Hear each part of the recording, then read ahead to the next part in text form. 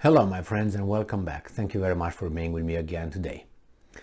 I think you remember those explosions, attacks in Crimea, and if you remember, nobody claimed responsibility. Some said there were some sabotage groups, some said it was missiles, some of them it was accidents. Well, now after a month, it seems like the perpetrators are showing up and saying, hey, it was us.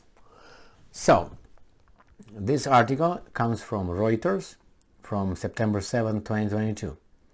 Ukraine military chief claims responsibility for strikes in Crimea. Now, I don't know why they waited for, almost a month to come out and say.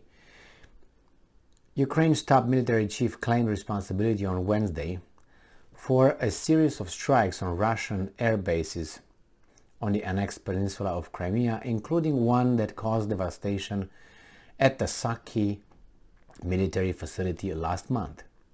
In an article co-authored by lawmaker Mikhailo Zabrodsky and published on state news agency Ukrinform, Valery Zalukhny, the Ukrainian army's commander-in-chief, said the strikes had been carried out by missiles or rockets without elaborating.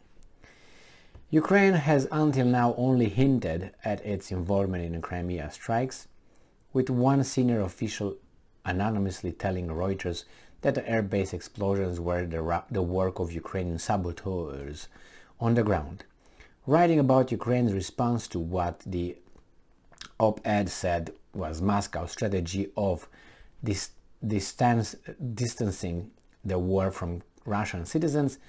Zalukhny and Zabrodsky wrote of, I'm quoting, the successful efforts of the armed forces of Ukraine to physically transfer hostilities to Crimea.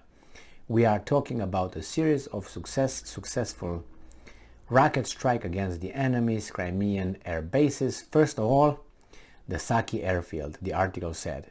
A footnote clarified that the Saki attack was a combined strike that took place on August 9 and took 10 Russian warplanes out of action. Well, that is true. That is true. And if you remember, after viewing those pictures of the attacks, of the explosions, there was no way that those explosions were the product of an accident or a fire policy that was not followed and all that. It was very clear there were missile strikes by the not only by the crater, by their location, and the targets that were affected were not really touching one another, so you can say that they just spread from one to another. And I don't know why the Russians kept saying that, but as I said then, I say right now as well, what was wrong over there? That was a very important airbase, airfield. No S-400s over there. You're very close to the border, to the front, to the hostilities. You don't have any the air defense, I don't know, systems over there deployed. What, were they sleeping? Were those missiles better than your systems? All of the above? What happened? So anyway, I thought it was important that to mention that finally the Ukrainians came and claimed, hey, it was us. Okay, now I don't know why they come now after a month. What would be all this wait? So they keep the Russians waiting?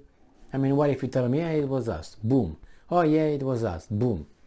The Russians should know anyway at this point, and should have known then that it was not an accident. They should have known that it was not, anything else but enemy fire. In this case, who that might be.